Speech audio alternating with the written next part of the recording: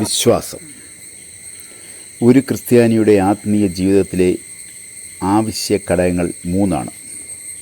വിശ്വാസം, സ്നേഹം, പ്രത്യാശ എന്നിവയാണവ.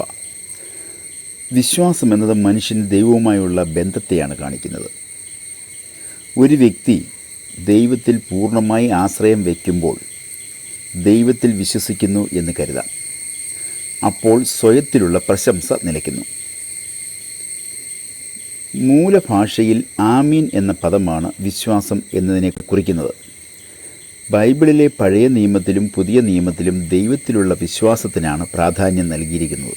പഴയ നിയമത്തിൽ വിശ്വാസത്തിന് മാതൃകയായി അബ്രഹാമിനെ എടുക്കാം. അബ്രഹാമിനെ ദൈവം കഠിനമായി പരീക്ഷിച്ചുവെങ്കിലും വിശ്വാസത്തിൽ അദ്ദേഹം ഉറച്ചു നിന്നു. പിതൃഭവനത്തെയും ചാർച്ചക്കാരെയും ദേശത്തെയും വിട്ടും മറ്റൊരു ദേശത്തേക്ക് പോകാൻ ദൈവം ആജ്ഞാപിച്ചു. ദൈവമുമ്പാകെ സമ്പൂർണ്ണമായി സമർപ്പിച്ച് അബ്രഹാം ആ ദേശം വിട്ടുപോകുന്നു. ദൈവത്തിലുള്ള അചഞ്ചലമായ വിശ്വാസത്തിന് ഈ സംഭവം ഒരു മികച്ച ഉദാഹരണമാണ്. വൃദ്ധനായ അബ്രഹാമിന് വൃദ്ധയായ സാറായിൽ നിന്നും സ്വപുത്രനെ ലഭിക്കുമെന്ന ദൈവത്തിൻ്റെ വാഗ്ദാനം അദ്ദേഹം വിശ്വസിച്ച് കാത്തിരുന്നു. അതിന് ഫലമുണ്ടായി.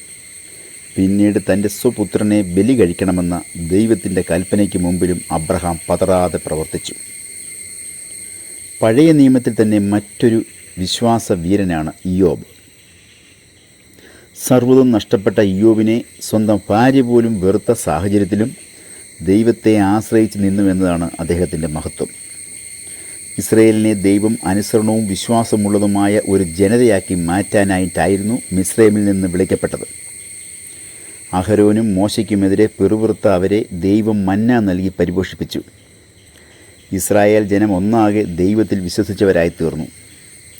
വിശ്വാസം എന്നാൽ ഉറപ്പുള്ളതും സ്ഥിരമായതുമാണ്.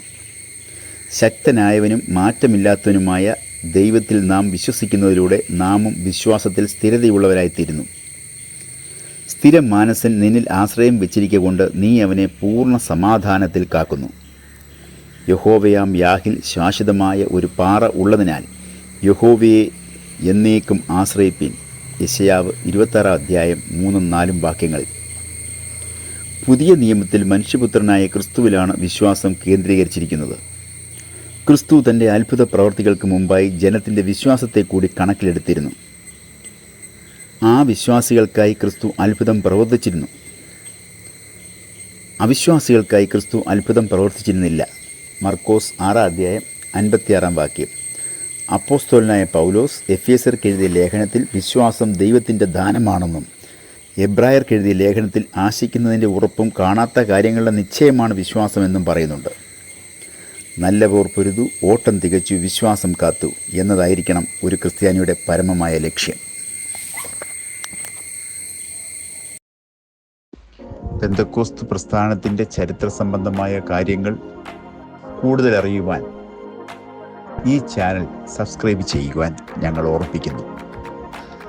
സഹകരിക്കുന്ന എല്ലാവർക്കും പ്രത്യേകം നന്ദി അറിയിക്കുന്നു.